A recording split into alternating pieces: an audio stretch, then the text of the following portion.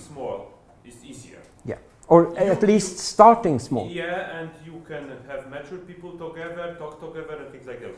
Corporate is not a good environment to talk, really, and even talking is difficult. But do you have an idea what can be done to make it better? Yes. I get that question sometimes. How I'm in a big company,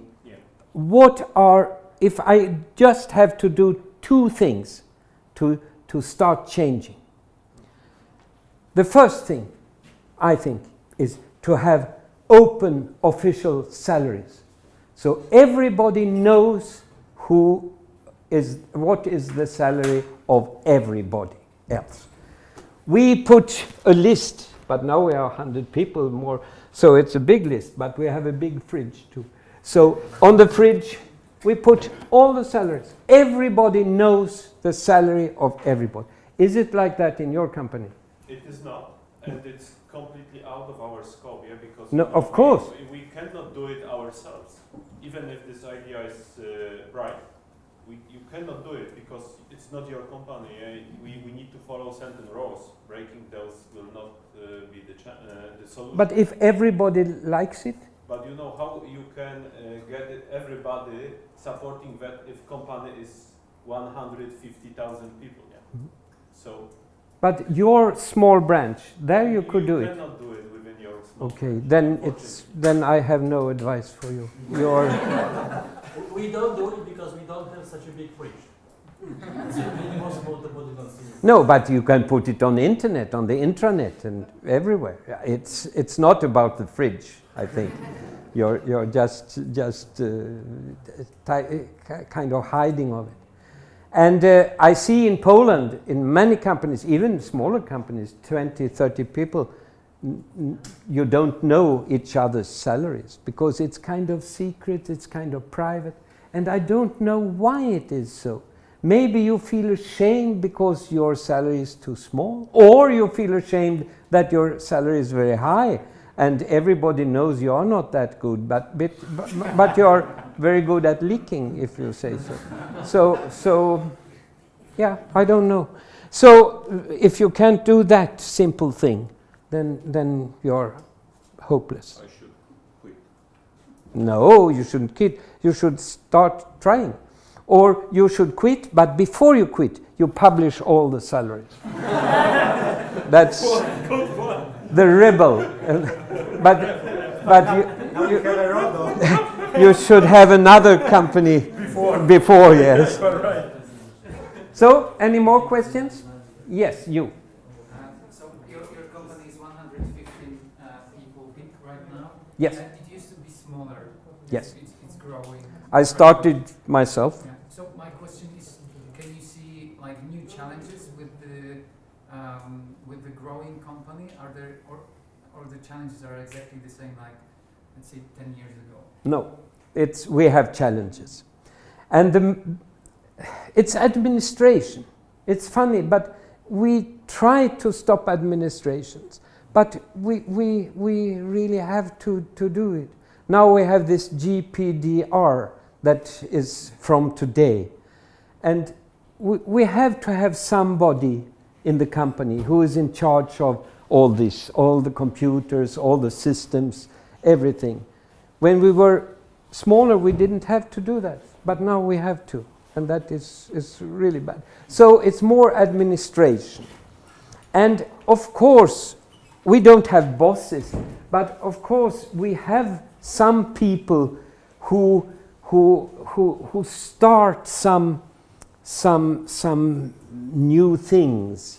And it's a bit more, it's like walking in mud. It's not so easy now. I have a very good example. One girl, Ulrika, she thought that we should have, 10 years ago, she thought we should have interactive courses. We have courses like conferences like this, with a human being talking to human beings, at least I hope so, and then we would have it on the computer. So you have the course on your computer in your home. It's a bit boring, it's no good coffee, but it's efficient. You don't have to travel. And everybody said, no, I don't think if people are interested in that. And then she just bought a good video recorder, and she bought some equipment. You stand in front of some green background, and then you make the background afterwards. I don't understand it, but she did, and she was interested. She started making 3-4 courses, and we realized that you can't videotape a live conference. It's very bad. You have to do them separately. So you stand in front of the camera and you understand that you talk to the camera, not to the people. And we released one of them, and it was her idea. She was responsible for that. And it was a success. And now it's 20% of the turnover of the company are these courses. And I do some of them. It's very funny. So of course, it's more heavy to make changes and so, but not really changing, just it's bigger.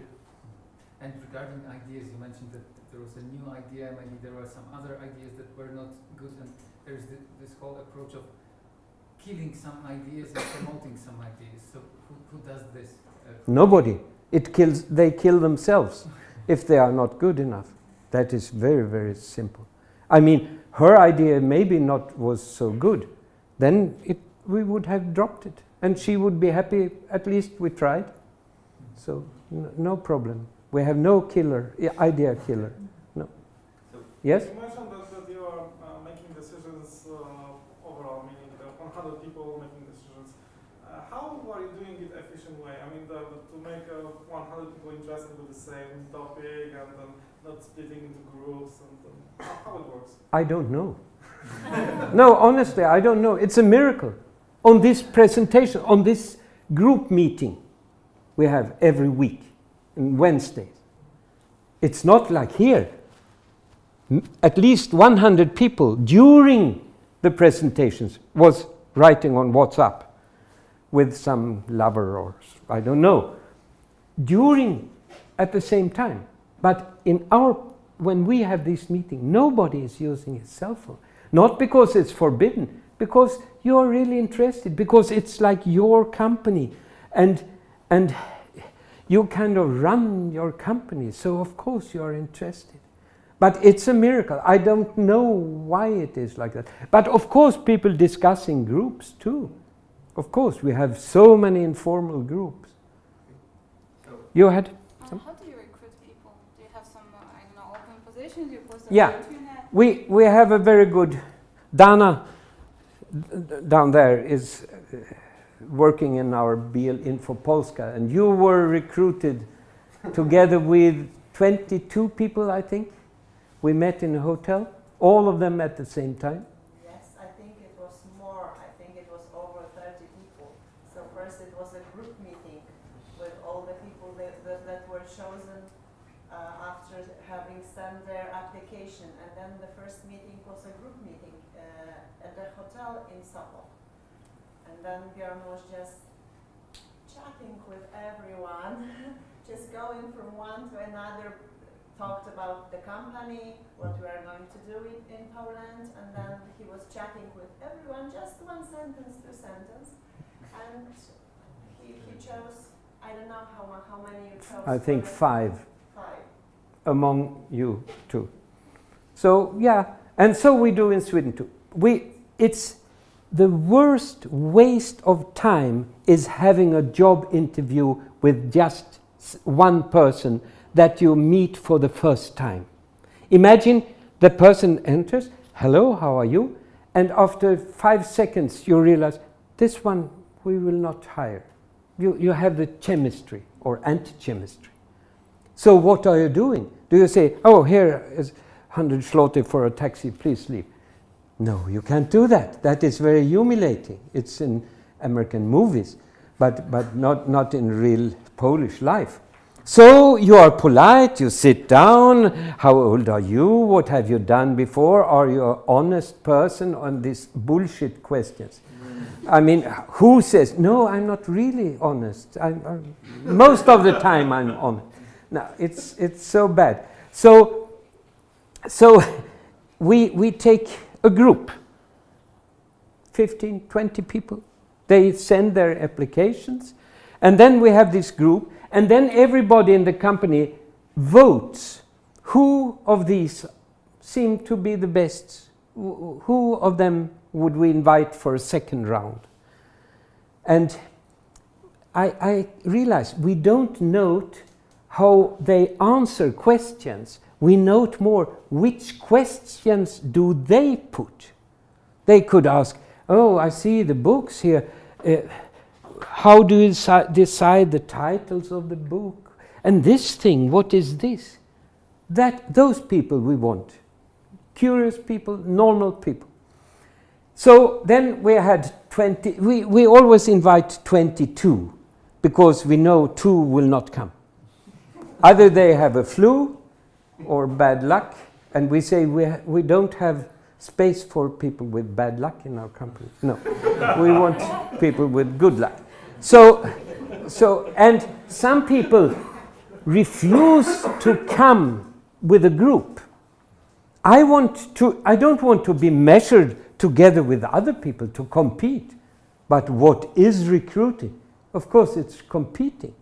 But they don't want. And some don't want to be there because maybe their boss is also wanting to work for us, or some colleague or something. I don't know why. So 20 are coming, and then we vote and on this intranet, and it's very funny to see. We used to have one person on top of the list. Everybody thinks he or she is the best. And then we have some space, and then we have a cluster of 3 or cluster of 4, and then like this. And the funny thing is that this person, after the second round, is very often not the best. I don't know why. I have asked myself many times. So then we invite, let's say it looks like this, then we invite 7 people this time, another time 5, another time 8. And then we have a group of 4 people from the company, sitting with them for 1 hour, talking to them. They are alone, we are 4. It's kind of weird situation for them. You shouldn't be shy. You have to read the professor's book before. So you sit there, and sometimes I'm in the group. At least I was in the group when I worked more, and then the factor that makes a person good, we see that we can sit with somebody chatting, talking, interviewing for 1 hour without watching the watch. Oh, isn't it over yet? Like this, you know. So that is good. And then, even if that has happened so many times. Last time we should hire 2 people, but we got 3 really good. So we hired 3 people. So that's how we do it. And we pay quite a bad first salary. Almost everybody who comes from another company gets a lower salary when they come to us. And that is good. Then, because you don't have a boss, you don't have a percentage every year, we have this Excel sheet for the salaries. And then you put your own salary here. Yeah, this is your name, and you put what you want next year. And other people that you can judge. Of course you can't, nobody can judge all the 114 other people, but you can judge maybe 50, 60, 70. Do you judge people in your own, because you must have like departments, yeah? Yeah, more or less. No, but you can judge other people too, of course. Okay. Yeah, you listen, when you pass by the support, you listen, you hear the voice of somebody explaining something for someone, and how they dance at the parties and everything. So, yeah, you can judge more than the people closest to you, of course. And then you get the average. And some years ago, this is secret. Nobody gets to know who put my salary this and that. It's totally secretess. So I looked at what people wanted as a salary compared to what everybody else wanted in average for this person. And it's a miracle. What you yourself wanted was lower than your colleagues thought that you should have. I think that is very sympathetic. I don't understand how it works. So, and you can, I mean, in other companies, if you start on a low salary, then you will always be on a lower salary. But here you can, whoosh, like that girl who changed work, like whoosh. But until now, we have never, because we earn a lot of money, so we always raise. But some don't raise so much as others. So that was how we employ people, recruit people. How often do you have this Excel voting? In May every year, because our book time is from 1st of May to last of. So we do it like here, because we don't have so much work here. It's the season stops here for the tax declaration. So we do it here, and then you get it from that. And you get a month salary. So if you have 24,500 per month, we divide it with 167, and that makes your hourly. But we talk about, when we discuss, because nobody understands how much is 80 zloty per hour. Nobody understands that. But everybody understands how much is 16,000 zloty. So we talk about months, but we count hours. Do you have some sort of bonuses, or you just... Yes, we have bonus to the key persons. And that is very important. And who are the key persons here? What do you think? Everybody, yes. Good question. We have...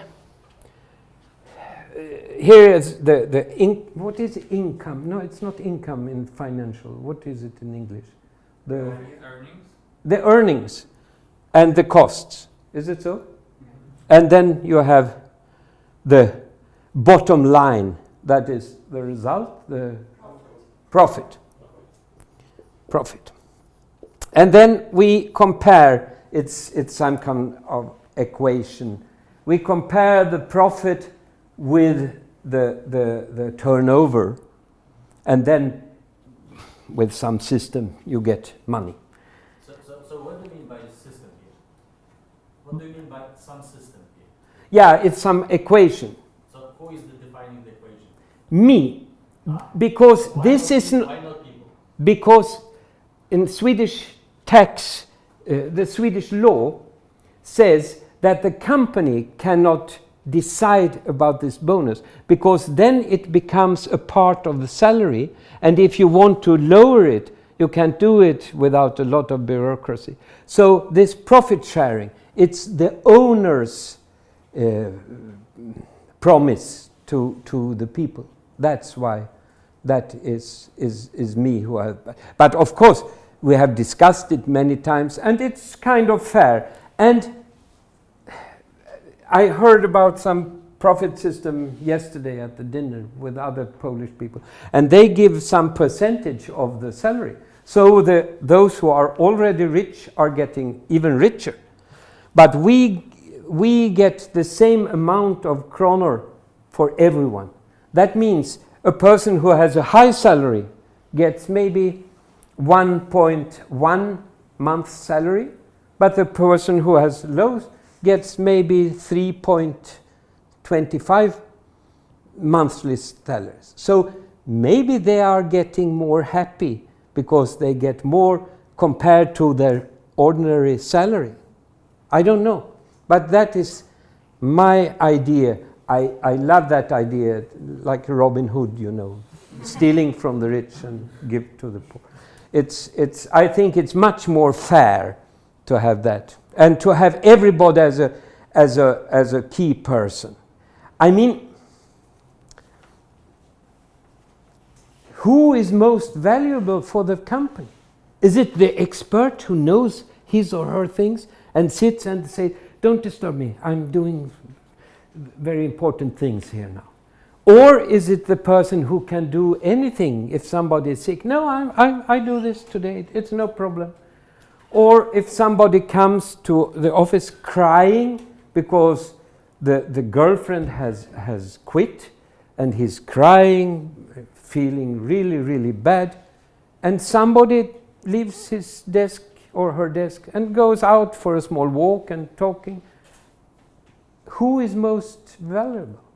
Taking care of visitors coming and whatever. So I'm convinced that this profit sharing should be to everyone, because everyone has contributed to the profit in the company. More questions? Yes? Do you think that this model will work in other countries, or is it only about the culture that's in Sweden that it works? For example, in a country like Italy, maybe the Latin one, where there's a lot of competition with the people, do you think that such kind of model can work? A lot of competition. What? Yeah, because people are educated to be the best. What is the best in terms of education? They like to be, let's say, manager, you know, if this possess you become manager. This is about the culture, you know. And yeah, but I'm sure it's not about the country. I mean, we are unique in Sweden too. We have had 2 ministers coming, watching and saying, is it really true? And we have visitors all from all Sweden, come groups and individuals and watching us and saying this doesn't work.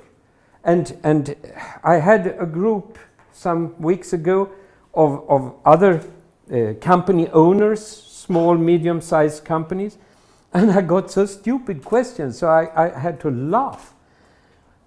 We have a coffee break at 9. So if you visit us, please come at 9. So you gain some weight. And it's really amazing. And this guy asked me, in front of other people, how much does this coffee cost in a year? And I said, I have no idea. Does anybody else know? You who makes the accounting, you pay the bills, do you know? No, but I can count it, but I don't know. I have no idea. And the people who work in the kitchen, no, we don't know. We just buy, they say. That is sin. And then the guy was angry with me and said, if you don't know what it costs, how can you calculate that it's profitable? And how can coffee for the employees be profitable? How do you count it? It's, of course, everybody should have a good coffee that you can decide in 2 seconds. You can ask yourself as a boss or owner, would I like to have a good coffee break? Of course I would. Then, of course, it's done. You don't have to calculate such a basic thing. And another thing he asked me, the same guy, the stupid guy, he asked me, how can you trust, how can you give your employees so much trust? And I said, no, I don't give them trust. They take trust. It's built in people to do good things. We have very few, like the professor said today, very few people are evil from inside. So, no. And he said, I could never do this in my company. Why? I said, yeah, because my employees, they are so stupid. They cannot take that responsibility. But why? No, you should see them, he said. And then I asked, but who was so stupid to employ them? And then he, I mean, in the government and in big companies, sometimes if somebody has struggled to be a boss, when you employ someone, you don't want someone who is close to you or even better to you. Then he will be the new boss and you will not. So for safety, you employ people who are much more stupid than yourself. And then that one will employ someone. And then you have incompetence conservation, I call it. It's so bad. Okay, more questions? Yes? No, we take this one because you haven't asked before. I would like to ask about this responsibility. At least in Polish, according to Polish law, on bosses there are some duties, responsibilities, of environment, health, Yes. etc., etc. So how do you cope with that? I shouldn't tell you because it's kind of secret. But we have a person made of carton, made of paper, you know, a figure. That is, he is or she is responsible for that. Okay. So we just have it on paper. We have a managing director. We have to have that. Ulf is managing director, but it's just on the paper. But we always also have that. I think it's the same in Poland and Sweden. And I think somebody asked me if it would be possible to do this in Poland, and I think, of course, not more impossible than in Sweden. And in Sweden, it's impossible. So it's impossible in Poland too. What do you mean you have it on paper? It's just it's a real person that... No, we make a desk in some corner, and then we make a person out of paper, you know, and show, he is. In case of any real responsibility, there is a real person or not? Yeah, we have some on the paper. So you don't have? No, we don't. In reality, because we never prepare for things that never will occur. In some companies, you prepare, you make rules for something that it's one chance of a billion that it will happen. So, and in Sweden, we are not so afraid of the authorities like you are in Poland, I think so. So I have a question. So for a lot of people in this room, some of these concepts we love. Okay, they are very logical and we would like to implement. The question is, do you know any other company who is exactly as yours? Not exactly like me, but there are some. There is a Brazilian industry company, Semco, that is very famous. Yeah. It's big, it's thousands of people. And they work almost like us. They are really good. There are some American companies like Gore-Tex, you know, this material. They do, when they get 150 people in a factory, they stop and then they build another factory on the other, across the street with 152, so they don't get too big. They work almost like us too. And Berlin for Polska in Brest, you can visit, but no, they are 2-3 people. It's different. So I'm sorry that I can only give you some hints, some ideas, but to really copy this method, you have to start a new company from the beginning with 2-3 people and then expand. You can't take a company with 150,000 people and just take everything from SIM. It's impossible, of course. And I understand from your dressing that you are in bigger companies here. Yeah? How is the dressing, related to any company? You're kidding. You know the answer. Of course. But some journalists are very surprised that the managing director, Ulf, is walking around barefoot. And have you seen that, Dana? Of course, he's always Yeah. So? Because your company is 115, you mentioned also 150 in Cortex. So do you see like the number, what is like the limit? Because it's I always thought there was a limit. When we were 20, I remember, the maximum would be 30. I was very, very sure. When we were 50, I said maybe 60. And now I have given up making. Of course, it will change a bit, but there is no. You can have SIM, but of course, you cannot put salaries all over the world. That is impossible. You have to divide it into groups. Yeah. Okay. So, in your history, 31 years, did you have any loss No. in the income? No, I'm sorry. No. Okay. So, Did you have to fire anyone? so No. you do not. Yes, we have fired one person. Okay, so you do not have an answer to. We have 5 years in a row that we have losses, and what to do. No, Okay. I don't know. So who made this decision to make the changes? No, but some people, I think it was that stupid man too. It's easy for you to do this when you are profitable.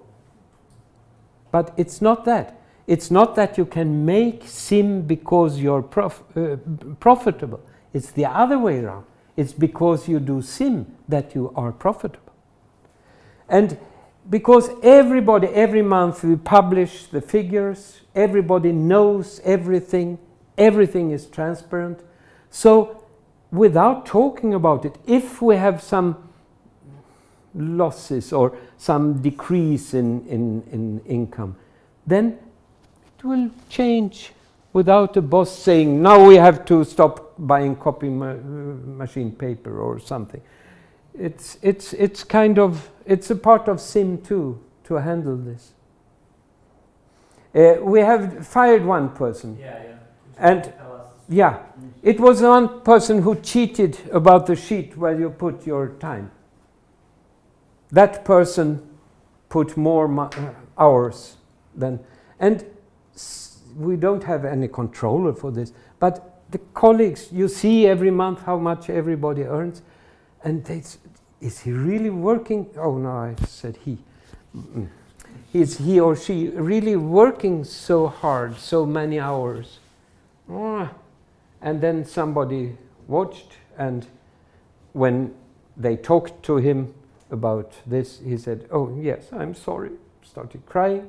I have problems economically, I need that money, and I don't have the time to work that much. So, and we said, please, could you leave? So that's the only time we have fired people. Other have stopped voluntarily. Yes? I wonder, how do you measure productivity? We don't measure productivity. Yeah, but like you have to have some system to know like how much people do. No. Or so No. anyone can do as much as they want. Yeah. We measure just one, the profit, the bottom line. That's the only thing we measure. But of course, we have figures how many users we have of the software every month, so we see if it goes up or down. We see how much the salaries are in percent of the profit, but we don't really have that as guidance, just observing. So we don't measure, because then somebody should measure, and it costs a lot of having a high salary for some controller. That is bullshit for us. We trust that it works, and it has worked. Yeah. Yes? So, yeah, I have a question. How does the organization of work look like? I imagine that this is the self-organizing team. Yeah. So I come to work, and how do I know what should I start working on? Maybe somebody else has already done it. Do I have to synchronize with everybody? How does it look like? It's very easy. You have this coffee break, you talk in the aisle, you get out running with some colleagues. Everybody knows a lot without having it organized. So it's very seldom that two people start the same project at the same time. And some groups, like the software developers, they have regular meetings every week, and they put, you should do this, you should do this. And the schedule of this call center that I'm working with, I reply questions from the clients. That is my work. It's very funny. You never know what kind of question it will come about tax, about law, about divorces, about anything, about how to start a company in Poland, everything.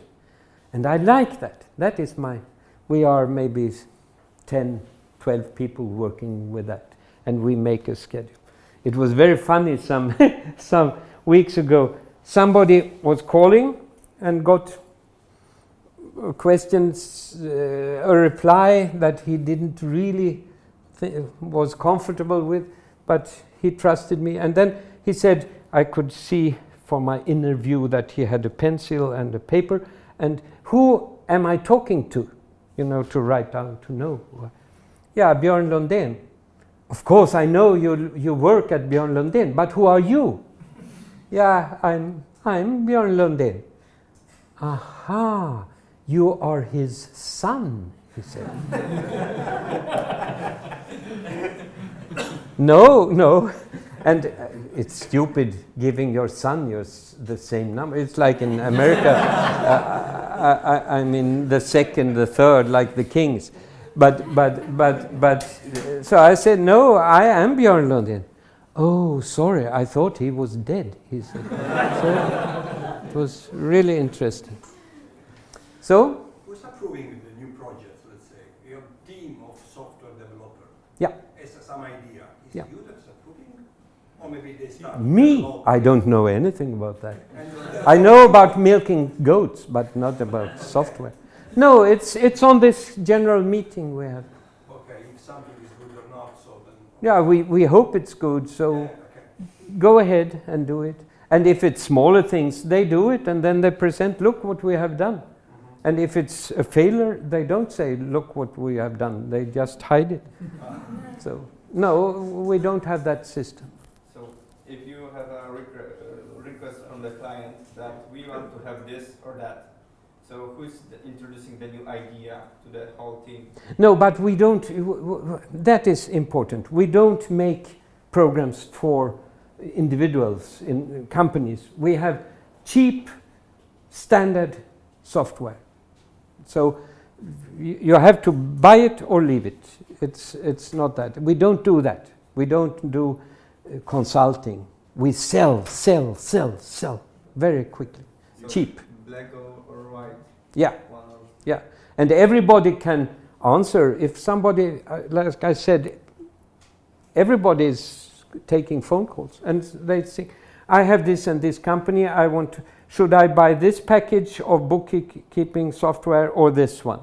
And then they know what to ask, and then they say, I think you should have this. But if you're not content, if you want a bit bigger, if you have more things to do with it, like salaries or so, you can always buy extra later on. So if you want to introduce a change, it's from the people, yes? Idea. We don't have much change. I mean, a new software, that is not a change. No. Yeah? I'm very interested in your opinion on what you said about how the company grew, about scalability of this concept. In your case, obviously, the company is growing all the time, so yes. This model is successful. And I'm just thinking, do you think you can apply this model on a large scale to different other areas? Like, for example, in Finland lately they had this basic income concept, which... But it's just ideas. Yeah, but for some, they tested it with a group of people. For some reason it failed. Do you think those rules behind your company, are they applicable also not only to small, medium businesses, but also to things like social topics like unemployment and NGOs and so? I think the ideas of SIM could be applied on every area. I mean, a hospital, a school, a factory, and like us, it's not a problem. But like we have said here many times, it has a limit in size. You can't introduce it in a company with let's say, I shouldn't say a number because I have been wrong before, but at least 150,000 people in 5 parts of the world, that is impossible. So it's for smaller companies. What time is it? How much time do I still? 5 minutes. We should already? Yeah. One last question. Who has not? You. Yeah. Do you research which is the dominating factor which motivates people to join your company? I think it's the freedom or non-repressive power from upside. That is the main factor. They feel like they live and not are slaves. Thank you so much for coming. Thank you.